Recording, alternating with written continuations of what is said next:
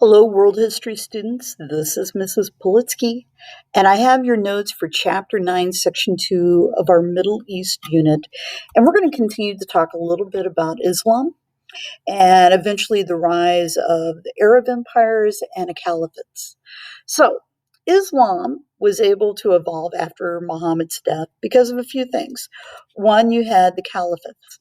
These are these people who are the rightful successors to Muhammad, and they would go out and lead the different Muslim communities.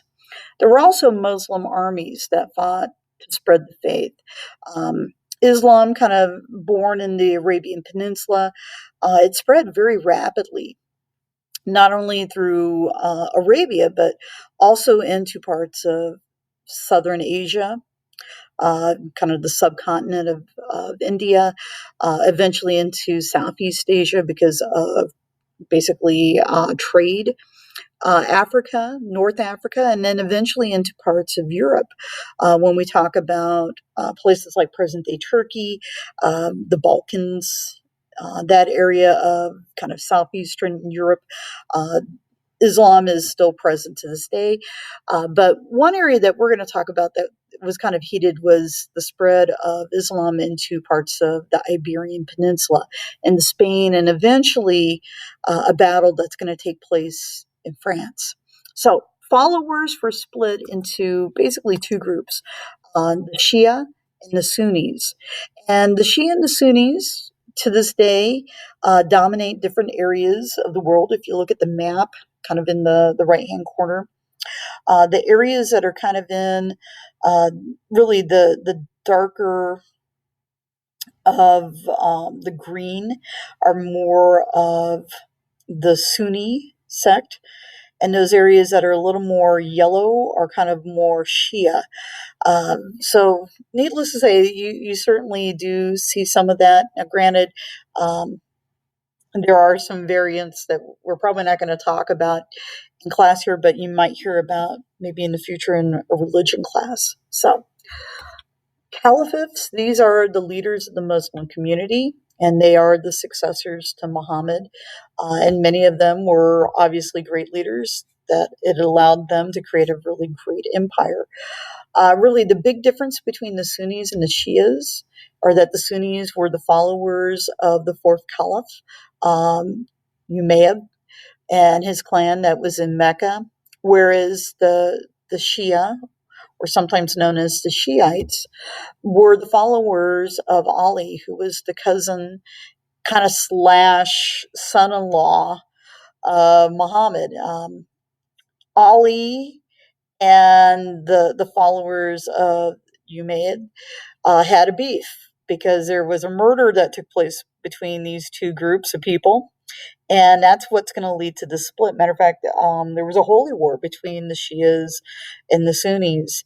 And this has led to this kind of faction that we have yet to this day. And there are times when the Shias and the Sunnis still don't get along. So this is a kind of a deep rooted disagreement that goes back to around the year 600. So anyway, the Umayyads, they took steps to strengthen their rule over the caliphates. They established Arabic as the official language. They also got into the coinage of money, kind of in a uniform way throughout their entire empire, making it possible for them to become wealthier. They also constructed this thing called the Dome of the Rock in the city of Jerusalem, which is considered to be a very holy um, site for Muslims today, because it's within Jerusalem. I mean, this is a holy city not only to Jews but also to Christians as well. This is where it is believed that Muhammad ascended to heaven. Um, they talk a little bit of it about it called basically the night journey.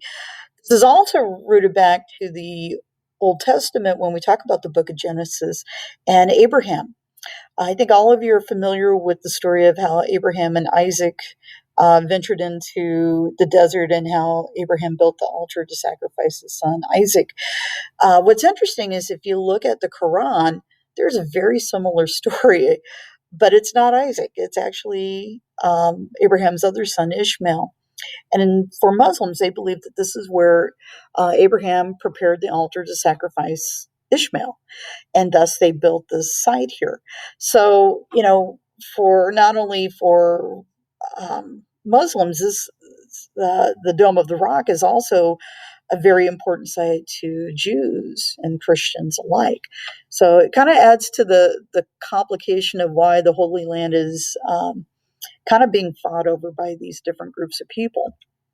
So, um, fast forward a few years, we get into the year 711, and Islam is rapidly spreading through the world. And at some point in time, a Muslim army is going to cross the Strait of Gibraltar.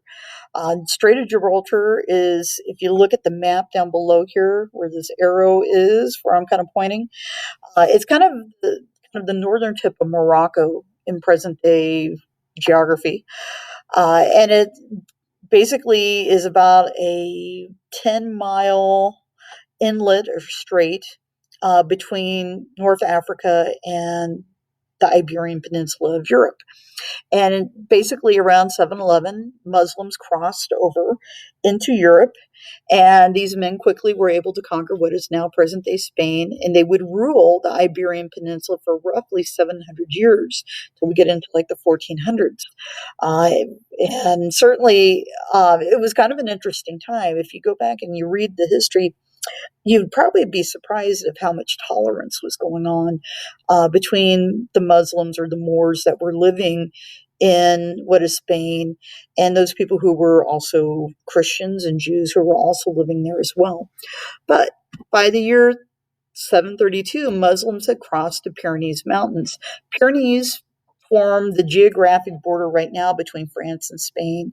And once the Moors or the Muslims cross into France, they're met by a guy named Charles Martel. This is, if you go back down the line a little ways, he's got ties back to Charlemagne. And the battle that Martel, um, the mayor, if you want to call him that, meets these Moors is the Battle of Tours. And this becomes kind of the one battle that stops the spread of Islam into what is now present day France and really even to the majority of Europe.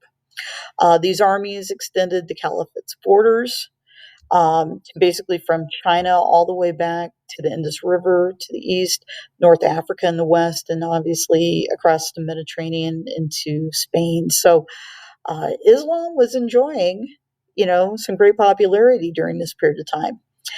Between AD 800 and 900, there were small Muslim raiding parties that would attack southern France. They also attacked the city of Rome, and they destroyed St. Peter's Basilica, which is obviously very important to Roman Catholics. St. Peter's Basilica would be rebuilt, and we get into this whole issue about spending a lot of money, and we get into the whole indulgences thing that we talked about a while back. So, number 7, the Umayyads, they treated the Jews and the Christians, they conquered with a lot of tolerance, and they allowed them to continue practicing their faith. Uh, but they did have a consequence here, and that was taxes. If you're going to not convert, you're going to pay a higher tax, and you'll have some other restrictions as far as your occupation choices and whatnot. So, needless to say, yeah, there was tolerance, but yet at the same time, there was a small price to be paid for that. Some Muslims were unhappy with the Umayyads government, and part of that was because there was a lot of influence on politics, and there was also this concern about power kind of being held in the hands of some Arab rulers. You got to remember Arabia. This is kind of this region in here, and there were some people that were obviously not too happy about that. So we have the rise of another dynasty, the Abbasids dynasty, which is more out of places like Iraq, present day Iraq, and Iran. They moved their capital to Baghdad. The government was cut off from the people because you had the super wealthy and powerful that were kind of leading government at that time. Islam, by this point in time, is now truly a universal religion. And the Muslim culture was starting to flourish, meaning that you were starting to see it in lots of different things. This is actually a period of time when you talk about Renaissance, because there were a lot of scientists, mathematicians, astronomers, geographers that were, for the most part, getting their ideas out there. And because of trade, some of those ideas are starting to spread throughout the world. Uh, this caliphate, for the most part, they lived in luxury, and because they were kind of separating themselves in that regard, they were kind of cut off from the people. And hence, when you start doing that, then you start getting into some resentment. Anyway, Islam was able to spread into places like West Africa and Southeast Asia through trade. And the caliphate's unity ended when small independent states challenged Muslim rule. And as a result, some broke away from the caliphate. In 1453, you have the Ottoman Turks that are coming to power. They eventually attacked and conquered the great city of Constantinople. And with this victory, Constantinople had to change its name to Istanbul. And the Hagia Sophia, which was once one of the largest Christian churches, um, becomes a mosque. And what's interesting is it had been a mosque for a period of time until we get into the early 20th century. Then it was designated as a church, or excuse me, as a museum. And what's interesting is in the last handful of years, it has gone back to being a mosque.